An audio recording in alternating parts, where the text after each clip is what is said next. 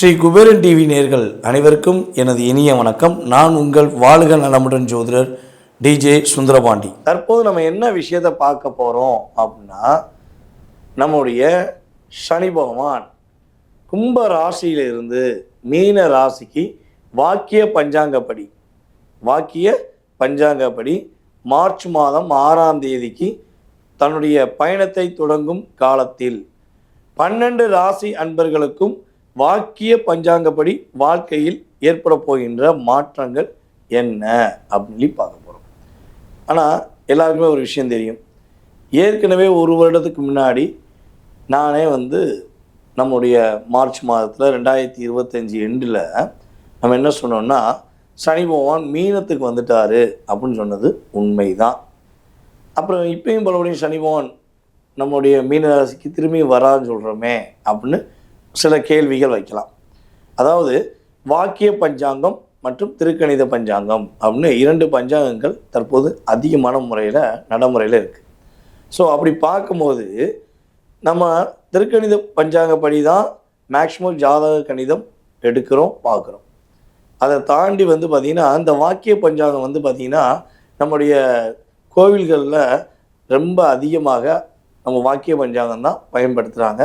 So ஒரு சில நம்முடைய ஜோதிட அன்பர்கள்லாம் பார்த்திங்கன்னா இன்னும் வாக்கிய பஞ்சாங்க முறையை தான் தன்னுடைய வாழ்க்கை அதாவது வாழ்க்கையில் நடக்கிற விஷயமாக மனசுக்குள்ளே ஃபீல் பண்ணுறாங்க. ஸோ அப்படிப்பட்ட வாக்கிய பஞ்சாங்கம் பார்க்கும் நம்முடைய நேயர்களுக்காக இந்த சனி பெயர்ச்சி என்று நம்ம வீடியோ பதிவிடுறோம். ஸோ எல்லாருமே வீடியோ பாருங்கள். என்னதான் இருந்தாலும் சனி பகவான் ஏற்கனவே நம்மளுடைய திருக்கணித முறைப்படி மீனத்தில் இருக்கார். ஸோ அதே மீன ராசிக்குள்ளே தான் சனி பகவான் எங்கே வராரு, இப்போ கும்பத்திலேருந்து மீனத்துக்கு வராரு. ஸோ இதுதான் விஷயம். ஸோ இப்படி பார்க்கும்பொழுது சனி பெயர்ச்சியின் மூலமாக உங்களுடைய வாழ்க்கையில் ஏற்பட போகின்ற மாற்றங்கள் அப்படின்னு பார்க்க போகிறோம். வாங்க வீடியோ முழுமையாக பார்க்க. ரிஷப ராசி அன்பர்களாகிய உங்களுக்கு சனி பகவான் ராசிக்கு 11ஆம் இடத்தில் அமர்ந்து உங்களுக்கு என்னென்ன மாற்றங்கள்லாம் கொடுக்க போகிறார், என்னென்ன முன்னேற்றங்களை கொடுக்க போகிறார், நீங்கள் என்ன விஷயத்தில் கவனமாக இருக்கணும் அப்படின்னு தான் பார்க்க போகிறோம். அதாவது பொதுவாகவே பார்த்திங்கன்னா ரிஷபராசிக்கு சனி பகவான் ஃபேவரானவர். ரிஷபராசி அன்பர்களுக்கும் மகர ராசி அன்பர்களுக்குமே ஒரு மிகப்பெரிய என்ன சொல்லணும்னா ஒரு அன்பு இருக்கும், பாசம் இருக்கும், அக்கறை இருக்கும். ரொம்ப ரொம்ப கேர் பண்ணுவாங்க. உங்களை நம்பி அவங்க இருப்பாங்க, அவங்கள நம்பி நீங்கள் இருப்பீங்க. உங்களுக்குள்ள நம்பிக்கை துரோகம் வராது. மற்றவர்களால் தான் உங்கள் 2 பேருக்கும் பிரச்சனை வரும். இது நம்ம ராசியின் அடிப்படையில், ராசியின் அதிபதியின் அடிப்படையில் எடுக்கிற கணக்கு. ஸோ அப்படி இருக்கும்பொழுது கும்பத்தில் இருந்த சனி பகவான் வாக்கிய பஞ்சாங்கப்படி உங்களுடைய ராசிக்கு 11ஆம் வீடான மீன ராசிக்குள்ளே நுழையும் பொழுது என்ன மாற்றம் வரப்போகுது அப்படின்னா, ஃபஸ்ட்டு விஷயம், நம்முடைய ரிஷபராசி என்பவர்களுக்கு காதல்னால் பிரச்சனை, காதலே பிரச்சனை அப்படின்னு ஒரு விஷயம் இருக்கும். நீங்கள் யார் மேலாம் அன்பு வச்சிங்களோ அத்தனை நண்பர்களுமே உறவினர்களுமே உங்களை புரட்டி போட்டு எடுத்து உங்களை லாக் பண்ணியிருப்பாங்க. இந்த 2.5 வருஷத்தில் உங்கள் கூட உள்ள ஒவ்வொருத்தவங்களுடைய சுயநலத்தை நீங்கள் என்ன பண்ணீங்க, கண்டுபிடிச்சிங்க. அது யார் மூலமாக? நம்முடைய சனி பகவான் மூலமாக.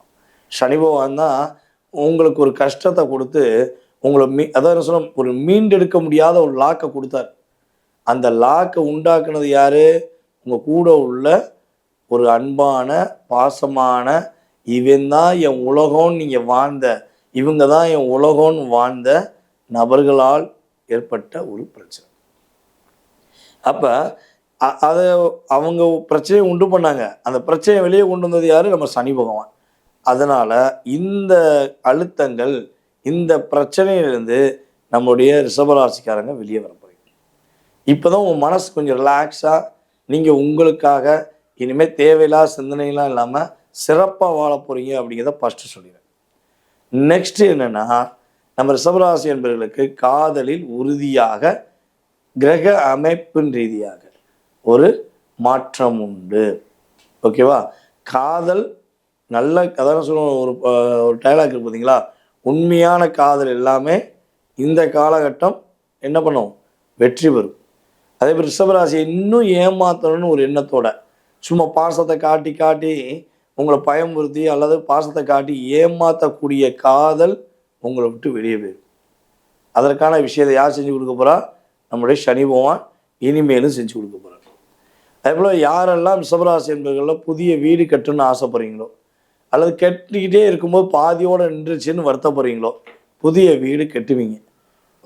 உங்களுடைய அம்மாவுடைய உடல் ஆரோக்கியம் சிறப்படையும், மேன்மையடையும், மகிழ்ச்சி அடையக்கூடிய தன்மையில் அம்மா ரொம்ப சூப்பராக வரப்போகிறாங்க. அம்மாவுக்கும் உங்களுக்கும் தேவையில்லாத ஒரு கருத்து வேறுபாடுகள் இருக்குது அப்படின்னா அந்த கருத்து வேறுபாடு உறுதியாக விலகும். அம்மா தன்னுடைய சுய சிந்தனைகளை இப்போ தான் கொண்டு வர போகிறாங்க. இவ்வளோ நாட்களாக இந்த சித்தப்பா சொன்னார், பெரியப்பா சொன்னார், மாமா சொன்னார், அத்தை சொன்னார், அப்படி சொந்த பந்தம் சொன்னதெல்லாம் நம்பிட்டு உங்கள் கூட சண்டை போட்டுருக்கலாம். சரியா? அப்போ நீங்கள் ஒரு மன அழுத்தத்தில் இருப்பீங்க. நம்ம இவ்வளோ பாசம் வச்சுக்கோமே, நம்ம அம்மாவே நம்மளை புரிஞ்சுக்கிற மாட்டேங்காங்களே அப்படின்னு ஒரு கேள்வி உங்களுக்கு வந்திருக்கலாம். ஸோ அப்படி ஒரு சூழ்நிலை வந்தால் இந்த காலகட்டம் உங்களுடைய அம்மாவுக்கும் உங்களுக்கும் ஒரு நல்ல ஒரு அன்பான பாண்டிங் ஏற்படும். அம்மா மூலமாக உங்களுக்கு மிகப்பெரிய மாற்றம் உண்டு, மகிழ்ச்சி உண்டு, பொருளாதாரத்தில் வெற்றி உண்டு அப்படின்னு சொல்லி. நீங்கள் உங்கள் அம்மா வழி சொத்து ஏதாவது விற்கணும்னு நினச்சிங்கன்னா மட்டும் தயவுசெய்து விற்கக்கூடாது. அதான் மிக முக்கியமான விஷயம். அம்மா சொத்தை விற்றலாம் நினச்சேன், அம்மா எனக்கு சொத்து கொடுத்து ரொம்ப வருஷம் ஆச்சு, இந்த சொத்தை விற்றா லாபம் வரும்னாங்க. தயவுசெய்து விற்காதீங்க. என்னையை பொறுத்தளவு கிட்டத்தட்ட நம்ம ரிஷபராசி என்பது இன்னும் ஒரு 3 வருடம் பொறுமையாக இருந்தீங்கன்னா நீங்கள் இப்போ எந்த சொத்தை விற்கன்னு ஆசைப்படுறீங்களோ அந்த சொத்து பல மடங்காக இருந்ததுன்னு சொல்லி நீங்கள் 3 வருஷம் கழிச்சு கூட எனக்கு ஃபீட்பேக் கொடுக்குற அளவுக்கு உங்களுடைய சொத்தின் மதிப்பு கூடும். சரி, ஓகே, நான் வேறு என்ன விஷயங்களை கவனமாக இருக்கணும், என்ன விஷயங்கள் நன்மை அடைய போகுது சொல்லுங்கள் அப்படின்னா, திருமணமே முடியலை, வரன் பார்த்துக்கிட்டே இருக்கேன், வரன் அமைய மாட்டேங்கி, எப்போ அமையும் தெரியல அப்படின்னு யோசிச்சிங்கன்னா உங்களுக்கான திருமண வாழ்க்கையை தேர்ந்தெடுக்கும் ஒரு அற்புதமான தருணம் தான் இந்த தருணம். உங்களுக்கும் உங்களுடைய கணவன் மனைவி ஒற்றுமை, ஓகேவா, அதுவும் நம்ம ரிஷபராசி பெண்கள், ஓகேவா, உங்களுக்கு உறுதியாக திருமண வாழ்க்கையில் ஏற்பட்ட மனக்கசப்பு விலக போகுது. உங்கள் கணவர் உங்களை கஷ்டப்படுத்தி, காயப்படுத்தி, துன்பப்படுத்தி உங்களை என்ன சொல்கிறேன்னா ரொம்ப டிஸ்டர்ப் பண்ணியிருந்தாரு அப்படின்னா இப்போ அப்படியே மாறுவார். நீங்கள் எதிர்பார்க்குற அன்பை காட்டுவார், உங்கள் மேலே அக்கறை செலுத்துவார். ஒரே வீட்டுக்குள்ளேருந்து ஒன்றா இருந்தும் ஒரு அன்பாக பண்பாக பாசமாக சாப்பாடு எடுத்து வச்சா கூட சாப்பிடாம போன கணவர், இம்மா சாப்பாடு எடுத்துமா சாப்பிடுமா அப்படின்னு கூட்டு வச்சு பேசக்கூடிய சூழ்நிலை கிரகமைப்பு ஏற்படுத்தி கொடுக்கும் என்பது உண்மை. அதே போல் ரிஷபராசியில் பிறந்த நம்முடைய குழந்தை செல்வங்கள் படிப்பில் சூப்பராக படிக்க போகிறீங்க. ஃபஸ்ட்டு பெஸ்ட் அப்படின்னு சொல்லக்கூடிய அளவுக்கு உங்களுடைய படிப்பில் ஒரு நல்ல மாற்றம் உண்டு. முதல் திருமணத்தில் பாதிப்படைந்து திருமண வாழ்க்கையில் இந்த ஒரு 3 வருஷத்துக்குள்ள முறிவே ஏற்பட்டுச்சுங்க அப்படின்னு நினச்சா கூட 2வது திருமணம் முடிக்கணும்னு ஒரு சுச்சுவேஷன் உள்ள ரிஷபராசி என்பவர்கள் உறுதியாக உங்களுக்கான வாழ்க்கை துணையை தேர்ந்தெடுக்கக்கூடிய பாக்கியம் உண்டாகுது. அப்போ நீங்கள் என்ன விஷயங்களில் கவனமாக இருக்கணும் அப்படின்னா, ஒரு தெளிவான மைண்டில் இருந்துக்கோங்க. உங்களை பற்றி நீங்கள் ஃபஸ்ட் என்ன பண்ணணும்? நம்பணும். நீங்கள் உங்களையே நம்பணும், நீங்கள் உங்களையே நேசிக்கணும், உங்களுக்காக வாழணும். புரியுதா? இது சுயநலமா அப்படின்னு எடுத்துக்கிட்டாலும் பரவாயில்லைன்னு நான் சொல்லுவேன். உங்களுக்காக வாழுங்க. காலையில் எழுந்திரிச்சோடனே கண்ணாடியை பார்த்து சூப்பராக இருக்கீங்க, உங்கள் பேரை சொல்லி நீங்களே சொல்லுங்கள், சூப்பராக இருக்க, சூப்பராக வருவேன், உன்னால் முடியும் அப்படின்னு உங்களுக்குள்ள ஒரு மோட்டிவேஷன் ஸ்பீச் வச்சுக்கோங்கன்னு சொல்கிறேன். நீங்கள் போய் நீங்கள் மற்றவங்ககிட்ட நான் நல்லா இருக்கேனா, நான் சிறப்பாக இருக்கேனா அப்படிலாம் கேட்காதீங்க. ஏன்னா இங்கே வாழ்வதை நேசிக்காமல் தாழ்வதை நேசிக்கும் கூட்டம் தான் உங்கள் கூட உள்ள கூட்டம்லாம்.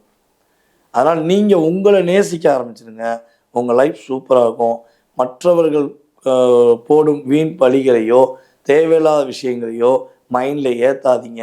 மற்றவங்களுடைய பிரச்சனையில் தலையிடாதீங்க. அதிர்ஷ்டம் வரும், ஆஃபர் வரும், அதே போல் ஃபோன் கால்ஸ் நிறைய உங்களுக்கு ஆஃபர் கொடுப்பேம்பாங்க. இப்படி தேவையில்லாத ஒரு என்ன சொல்கிறேன்னா, தேவையில்லாத கால்ஸ், தேவையில்லாத ஃபோன்ஸ், ஆஃபர் எதையும் ஏற்றுக்கிறாதீங்க. உங்களை டிஸ்கரேஜ் பண்ணுற மாதிரி யாரெல்லாம் இருக்காங்கன்னு இப்போ தெரிஞ்சுக்கிட்டீங்களோ அத்தனை வரை என்ன பண்ணுங்கள், பிளாக் பண்ணிவிட்டு அல்லது டெலீட் பண்ணிவிட்டு நீங்களாக இருந்தீங்கன்னா இந்த சனி பயிற்சியானது உங்களுக்கு சங்கடங்கள் இல்லாத மகிழ்ச்சியை கொடுக்கக்கூடிய பயிற்சியாக இருக்கும் என்பது உண்மை. உங்களுக்கான வழிபாடு அப்படின்னு பார்த்தீங்கன்னா மகாலட்சுமி வழிபாடை பின்பற்றுங்கள், மகத்துவமாக வாழ்வீர்கள் என்பது ரிஷபராசிக்கு உண்மை.